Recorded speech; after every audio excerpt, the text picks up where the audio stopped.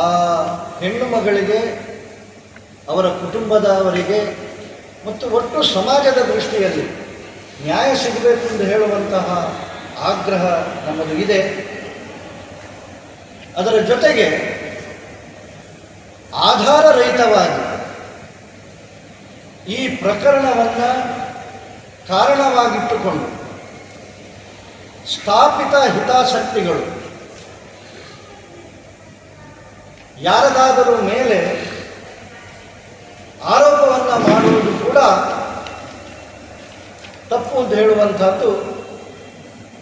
ಉದಾಹರಣೆಗೆ, ನಮಗೇನಾದರೂ ಆ ರೀತಿಯಲ್ಲಿ ನಮ್ಮ ಬಳಿ ಸಾಕ್ಷ್ಯಾಧಾರಗಳಿದ್ದಾವೆ, ಈ ಕೇಸಿನಲ್ಲಿ ಆ ರೀತಿಯ ಬಲವಾದಂತಹ ದಾಖಲೆಗಳು ನಮ್ಮ ಜೊತೆ ಇದ್ದಾವೆ ಅಂತ ಹೇಳಿ ಆದರೆ ಅದನ್ನು ತನಿಖೆ ಮಾಡುವಾಗ CBIಯ ಸಂದರ್ಭದಲ್ಲಿಯೂ ಕೊಡಬಹುದಿತ್ತು. ಈಗಲಾದರೂ ಹೊರಗೆ ಆಧಾರರಹಿತವಾಗಿ ಮಾತನಾಡುವುದರ ಬದಲು ಯಾವುದಾದರೂ ಹೊಸ ತನಿಖೆ ಆಗ್ತದೆ ಅಂತ ಹೇಳಿ ಆದರೆ ಆ ಹೊಸ ತನಿಖೆಯ ತಂಡಕ್ಕೆ ಅಥವಾ ಏಜೆನ್ಸಿಗೆ ಕೊಟ್ಟು ಮಾತಾಡಬೇಕೇ ಹೊರತು ಈ ಕಾರಣವನ್ನು ನಿಂದನೆಗೆ ಉಪಯೋಗ ಮಾಡಬಾರದು ಅಂತ ಹೇಳುವಂಥದ್ದು ನಾವು ಮುಖ್ಯಮಂತ್ರಿಗಳಲ್ಲಿ ಆಗ್ರಹವನ್ನು ಮಾಡಿದ್ದೇವೆ.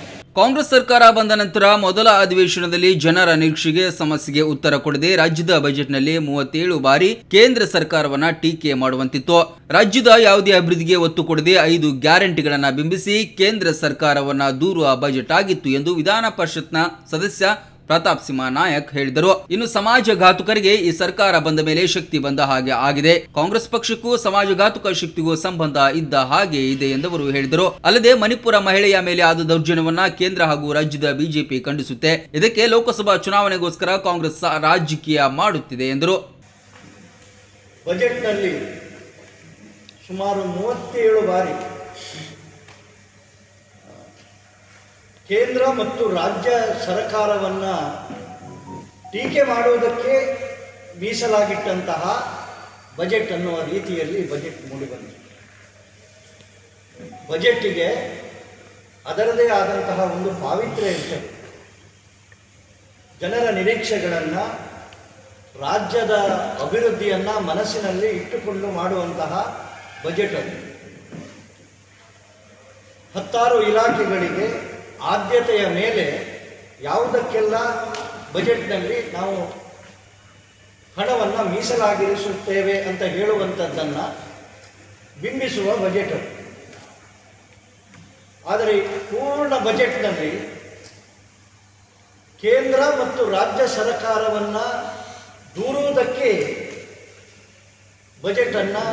ಬಜೆಟ್ನ ಬಹುಭಾಗವನ್ನು ಮೀಸಲಾಗಿಟ್ಟಿರುವಂತಹದ್ದು 14ನೇ ಬಾರಿ ಬಜೆಟ್ ಮಂಡನೆ ಮಾಡುತ್ತಿರುವಂತಹ ಸಿದ್ದರಾಮಯ್ಯವರಿಗೆ ಶೋಭೆ ತರುವಂತಹ ಬಜೆಟ್ ಅಲ್ಲ.